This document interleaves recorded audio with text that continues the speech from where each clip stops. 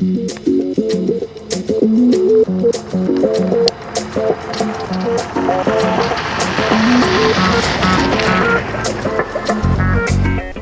the first thing I had to think about when we were building the car was maximizing storage space. So I knew that I was going to be gone for a month, so I needed all my climbing gear, cooking, camping gear, sleeping bags, and I also had to make room for all of my dad's stuff that was going to cycle in because he was coming down for the first half of the trip. And then I had another friend, Dave, coming down, had to make room for his stuff, and then Krista was coming down, had to make room for her stuff. So basically storage was the first priority. Luckily my dad had a few pieces of 2x10 left over from the deck, which made a great height for the platform. So the first thing we did was take out everything that we didn't need. So I ripped out the rear trunk floor, as well as kind of everything on top of the spare tire. I still have the jack and all the safety stuff, but basically took out all the foam and styrofoam and everything that was kind of not necessary. We also took out the rear bench of the back seat, which gave us actually quite a bit of extra storage room. I did have a ski box that I was thinking about putting on the top, which would have given us a lot more storage, but since there were going to be 3 of us, I knew I had to kind of move the crash pad in the car versus on top. And with the ski box on there, it would have been a little tricky to kind of fit it on top. The other thing I had to build in the platform because of the 3 people were I knew that I needed at least 1 rear seat. So like you just saw, we're able to pull kind of this side of the frame out, lift up the seat, and actually have a usable 3rd seat when we need it. So when there's 3 of us, it all works. My dad got me this great little fridge that works on either 120 volts or the 12 volts in the car. So we knew we needed that for the trip just because we're going to be away for so long. We needed our refrigerable things, so got some ham, some cheese, some eggs, some Coke in there. At other points we've had, beer and more beer, things like that. Also had to be out of the way because we've kind of had it on trips before we put it in the platform. It was always kind of a nuisance to have it on top. You had to take it out and then take the pads out and then put the fridge back in. Or when we were sleeping, we'd kind of like shuffle it into the front seat. So I knew I wanted it in the back here underneath. So it's easily accessible, which is great.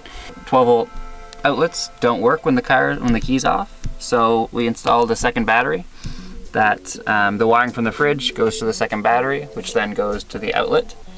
And that way, even when the car's off, the fridge can run off the external secondary battery. And then when the car's on, it'll charge the battery and also power the fridge at the same time.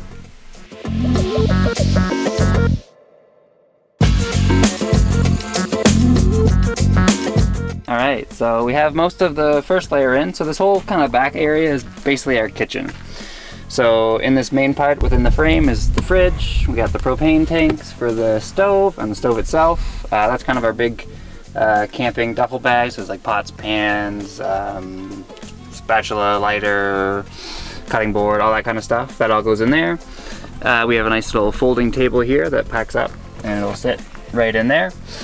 All of our dry goods are on this side, packed in here. So like bread, protein, oatmeal. In the fridge, obviously everything cold. On that side we have some miscellaneous food, some cutlery, as well as that's where we store the curtains for nighttime, so we can put them up across the windows, and some just general car stuff, like there's a inflatable air pump for the tires, an inverter, and my bathroom supplies. That's about it. Alright, so next up is our biggest storage compartment in the car, right here. So this is all the room we got when we took out the rear seat bench and the right rear seat back. So it's quite deep, so what's going to go on the bottom is the stuff that we kind of don't use a lot, and then near the top is the stuff that we use more regularly. So what's going to go in there is the tent that we haven't used all trip, sleeping bags, I brought a hammock, and all of our rope climbing gear, which Krista made me bring, even though we haven't used it. We'll use it eventually. So yeah, that's what's going in there.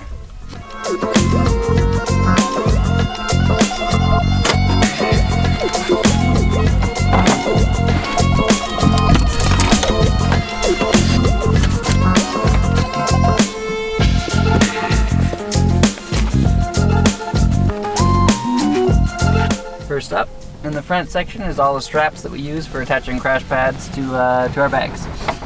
And they can just kind of fit nicely tucked under the front seat there. After that, I will get our climbing packs. That should also tuck nicely in that front part.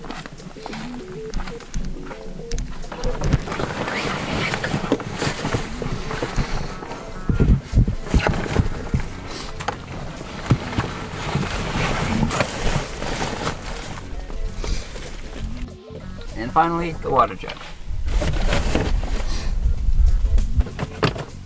And my clothes.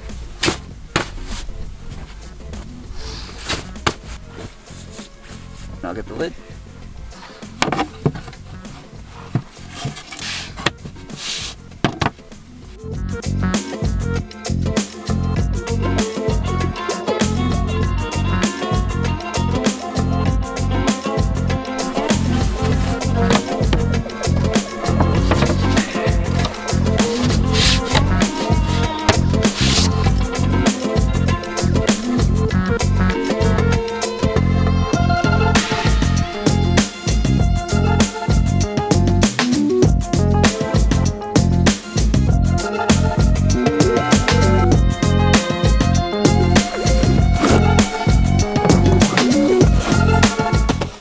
Number one, nice little thin guy for putting on top or for low ball stuff. Give you some extra surface area.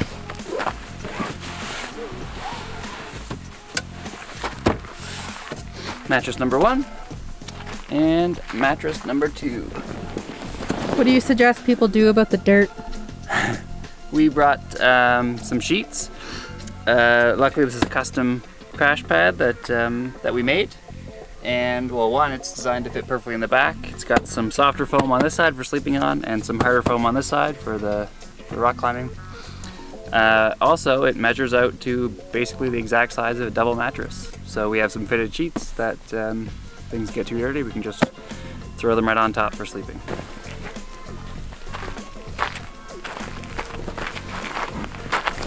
It's a view.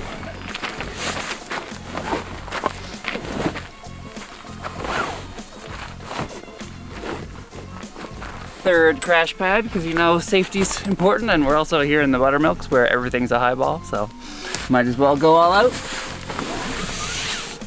And last but not least, this beautiful Christmas present that I got for Krista. Doesn't exactly match with the camping couture that we've got going on, but no, it does not. Does its job. I had to fly here, remember. And that's it. Time to go get some Valentine's Day dinner. Woohoo! Alright, so it's the next morning now.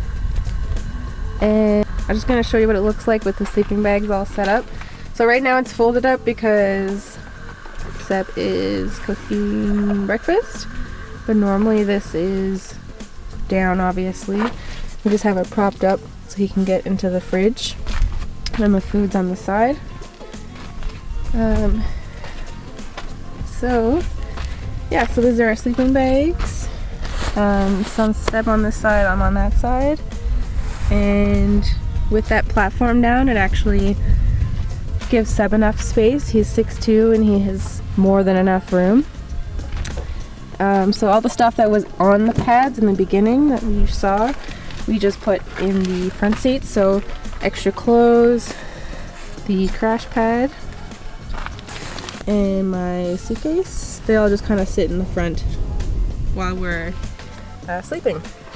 And it's a really easy change. If we had the ski box, it certainly would make things a lot easier, but this works out really well. It takes 2 seconds to set up, and also like 2 seconds to tear down, so it's not really that inconvenient. Yeah, alright, I'm gonna have some breakfast now, and we're gonna climb in Bishop for one last morning before heading back to Red Rocks. Cool, alright, thanks for watching, bye!